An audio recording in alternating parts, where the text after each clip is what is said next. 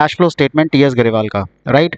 Question number 51 करने से पहले इसको अंडरस्टैंड करते हैं अच्छे से। So there is a company which is Gromore limited, इसका 31 मार्च 23 का है, बैलेंस शीट दी हुई है, इसका कैश फ्लो स्टेटमेंट बनाना है। सबसे पहले share holder fund, share capital, notes to accounts दिया हुआ है।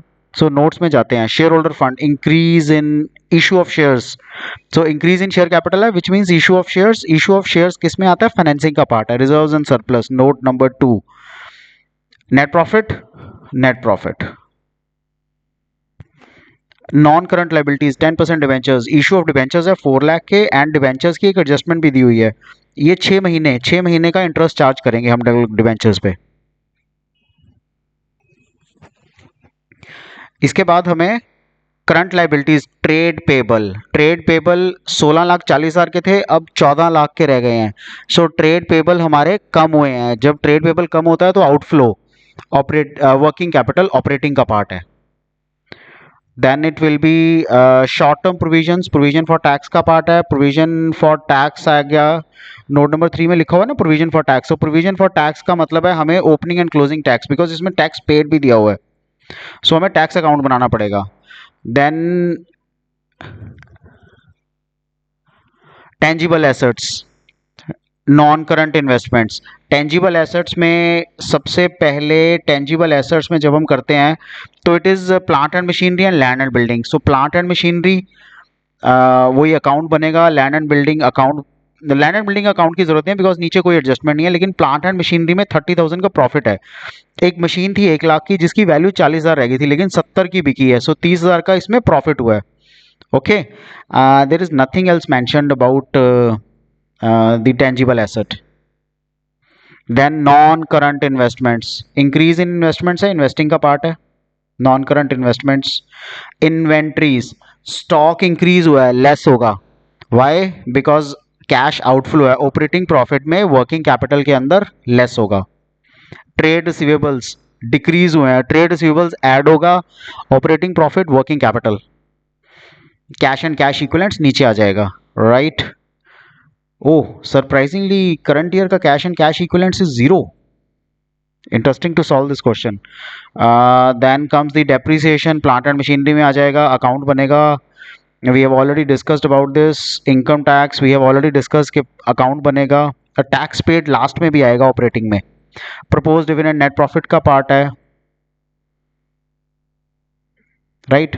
प्रपोज डिविडेंड लास्ट ईयर वाला आएगा। During the current year new debentures were issued, सो वही 6 मंथ्स का डिवेंचर्स आ जाएंगे। Let us make a cash flow statement for the year ending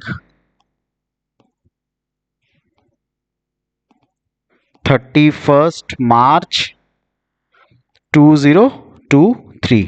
now let us make the format. हम ना साथ में working note का भी फॉर्मेट बना लेते हैं, बिकॉज हमें ना 3 वर्किंग नोट्स तो प्राइमरीली बनाने ही हैं। एक तो फिक्स्ड एसेट्स वाला, एक नेट प्रॉफिट का, और एक प्रोविजन फॉर टैक्स का। So working note,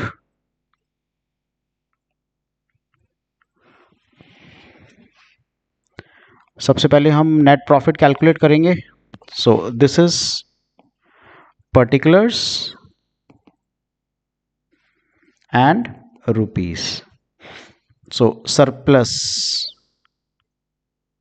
we did see the value of the surplus. It was 80,000, 2 lakh minus 120, 2 lakh minus 120, 80,000 हुआ है। जनरल रिजर्व 1 लाख आ जाएगा, and propose dividend 2 lakh.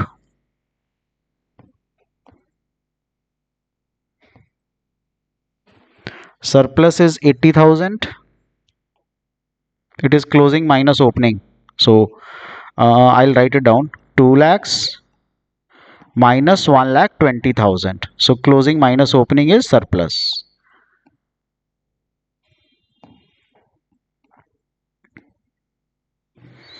Okay, surplus. उसके बाद आ गया हमारा general reserve which is 1 lakh,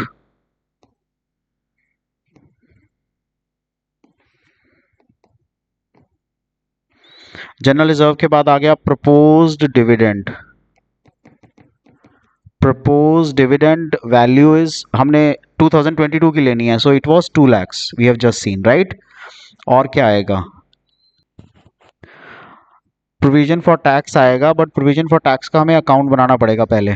okay, So let us make the account for provision for tax first. Let me write down the provision for tax. We'll write down the value after we calculate it, right? So ये हमारा net profit total हो जाएगा. This would be called as net profit before tax. So we'll calculate the value after provision for taxation is calculated. Okay, let us calculate provision for tax here. So this will be an account for provision for tax.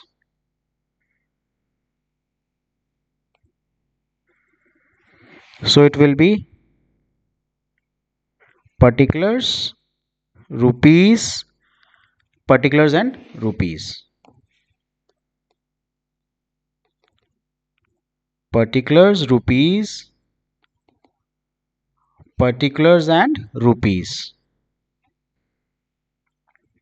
So it will be by balance brought down to balance carried down. Since we have already paid some amount of tax, I think 1 lakh rupees tha. Let us check.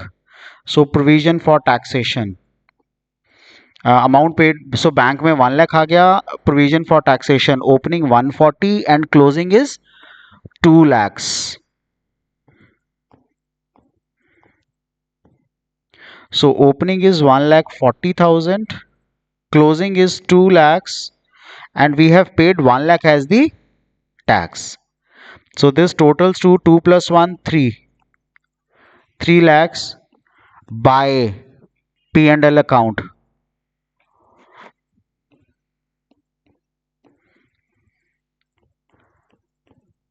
1,60,000. Provision for tax आ जाएगा 1,60,000. This totals to 5,40,000. एक last account बन रह गया हमारा, एक बार वो भी बना लेते हैं, राइट? सो लास्ट अकाउंट क्या है हमारा? Fixed assets. Fixed assets account. So this will be plant and machinery account. It will be plant and machinery account, right? Plant and machinery account. Because fixed assets में दोनों चीजें आ रही हैं. So let us make this account. It will be made like this. The particulars, rupees, particulars and rupees. It is particulars, rupees, particulars, rupees. अब asset है तो opening balance debit side आएगा. To balance brought down by balance carried down. हमने देखा cell of machinery हुई है. I think 70,000 की cell of machinery है. We have seen the depreciation also. By depreciation which was 25% of the opening. Opening 10 lakh का था तो उसका 25% कुछ आएगा 2.5 लाख रुपया. इतनी फिगर्स तो क्वेश्चन पढ़ के याद हो जाती हैं. Then there was a profit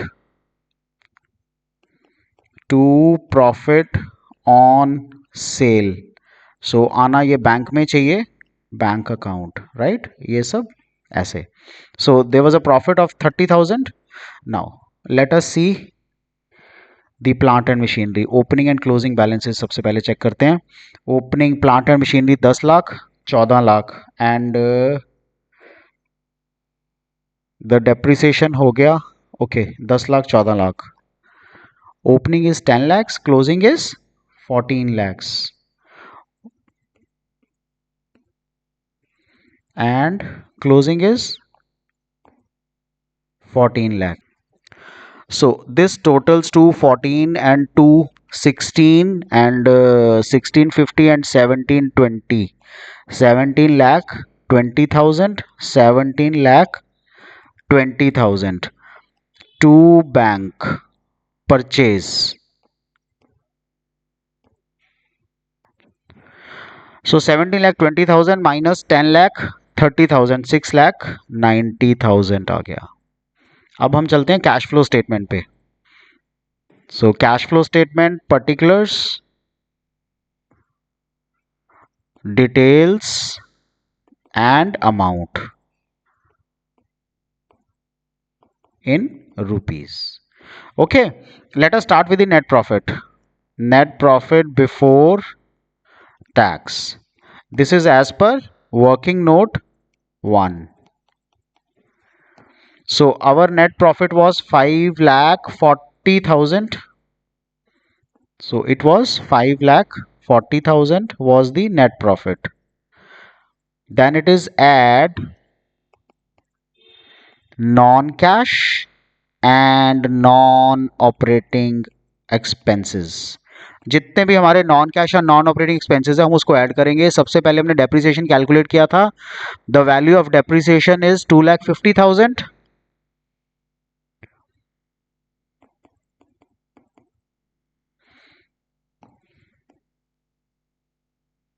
इसको बाहर लिख लेते हैं, कंफ्यूजन हो जाएगी। 2,50,000, सॉरी ये भी नीचे आएगा। So it will B depreciation 2,50,000। If you remember हमने डिबेंचर्स इशू किए थे but half yearly. So debentures interest half yearly के हिसाब से 4 लाख के डिबेंचर्स हैं into 10% into half yearly which is 6/12, सो 20,000। इसके बाद डिबेंचर्स का इंटरेस्ट और कहाँ मेंशन होता है? फाइनेंसिंग में। सो दिस इज 2,70,000। इसमें हम लेस करेंगे incomes. So gain on sale of machine and plant and machinery को सेल करने पर जो हमें गेन हुआ है 30,000 का, 2,40,000, 2,40,000 would be the value. So total कितना आ जाएगा इधर? This will be net profit before working capital changes. Net profit before working capital changes 7,80,000। अब करते हैं जी, सबसे पहले हम क्या करेंगे? ऐड किसको?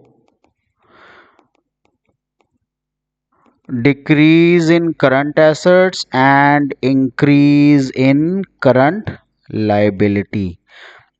Cash inflow cash outflow concept वही है, उसके बेस पे हम decrease in current assets and increase in current liabilities करेंगे। So decrease in current asset, there were trade receivables.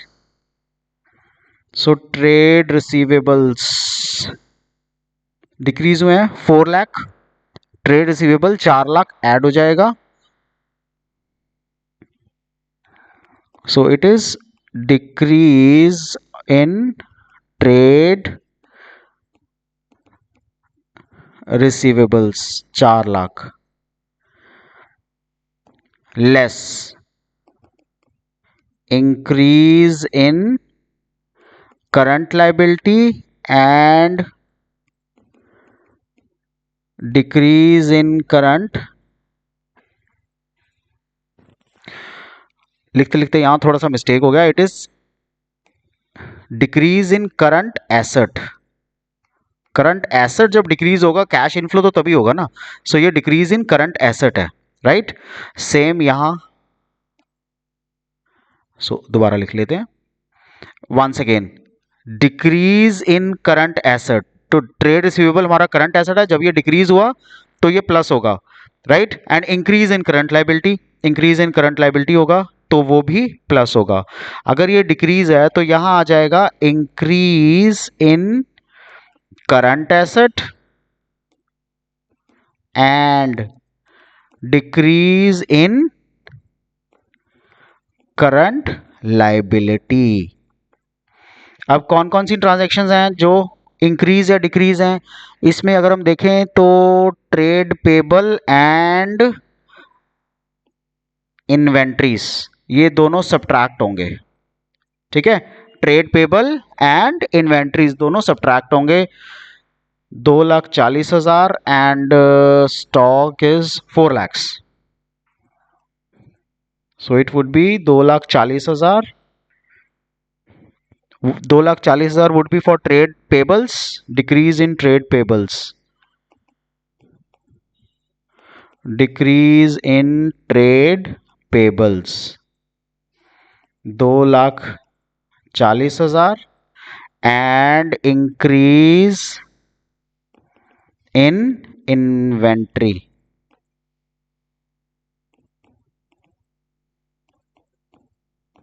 4 lakhs. This would be 6,40,000 and 4 lakh.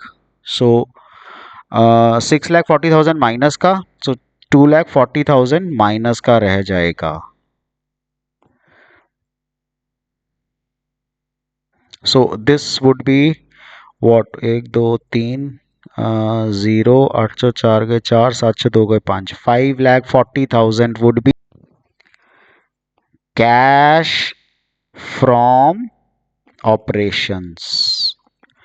इसमें से हम क्या करेंगे? टैक्स पेड सब्ट्रैक्ट कर देंगे. If you remember tax paid 1 lakh का था, so will less tax paid. Tax paid 1 lakh का है, so we'll subtract the tax paid.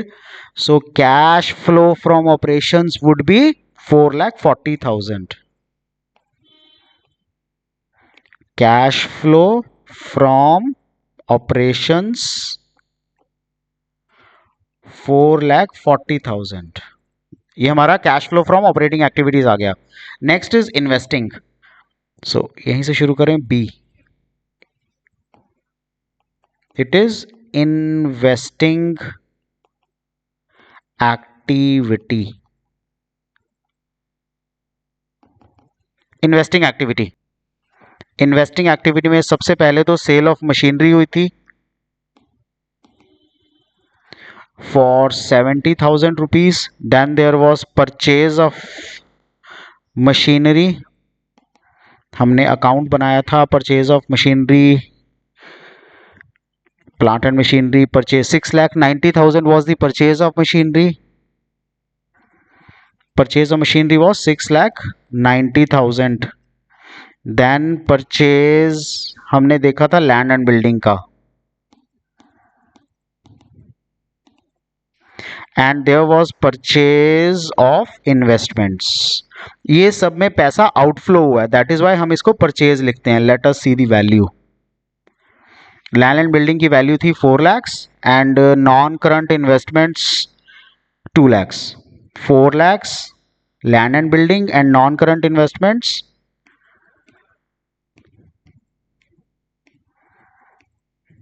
2 lakhs. So this is the total for cash flow from investing activity.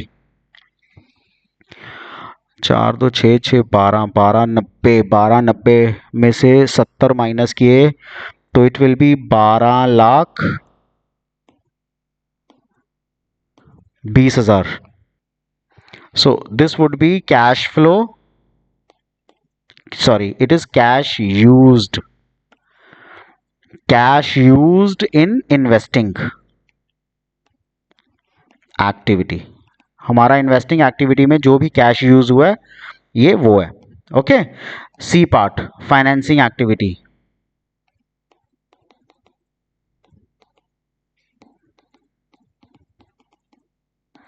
We have seen financing activity में issue of shares हुआ, issue of debentures हुआ.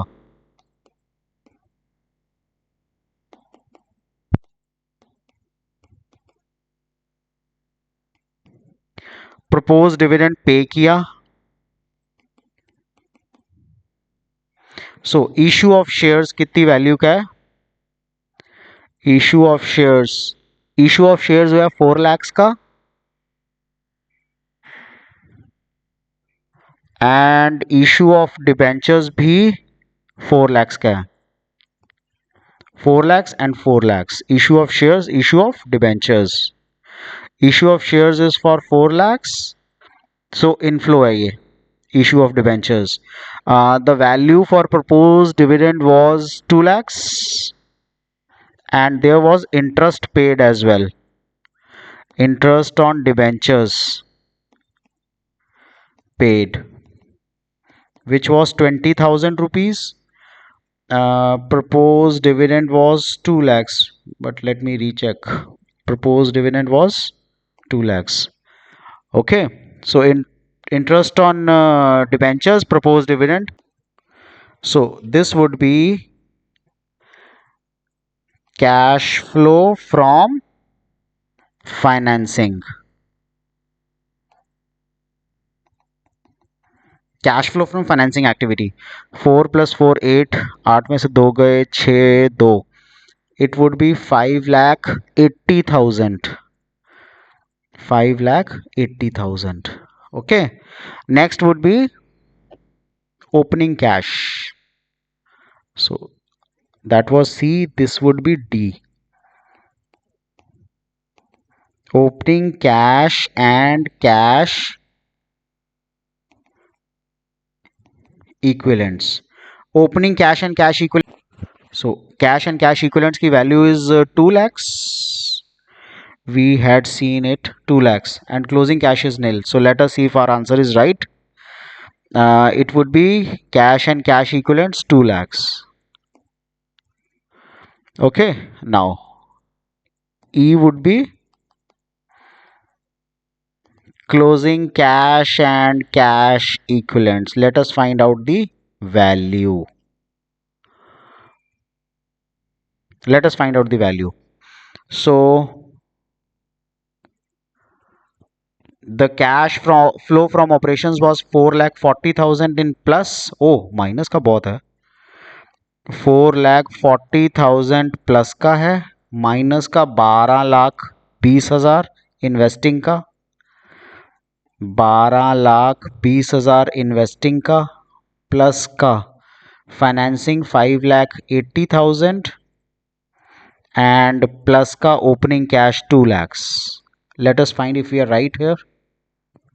So 4,40,000 plus 5,80,000 plus 2 lakhs, it becomes 12,20,000. So 12,20,000 plus का, 12,20,000 minus का, so answer is nil. So we are right in solving the question. Even हमें question में भी जो answer दिया हुआ था, which is cash and cash equivalents at the end of the year was nil. So I was surprised कि cash and cash equivalent nil कैसे है. So cash and cash equivalent nil इसलिए है because cash flow from operations 4,40,000 plus का था, लेकिन cash used in investing was 12,20,000 which was negative, and financing activity positive था 5,80,000, opening cash positive था. So सारे पॉजिटिव्स को प्लस कर लिया, which means 4,40,000 plus 580 plus 2 lakhs. ये सारा जब हमने टोटल किया तो it becomes 12,20,000. So 12,20,000 minus 12,20,000 is nil. So this is the way how we solve the cash flow statement, right? So take care, good bye. आपको इसमें कोई भी डाउट हो, do let me know, I will clear all your doubts. Take care, good bye.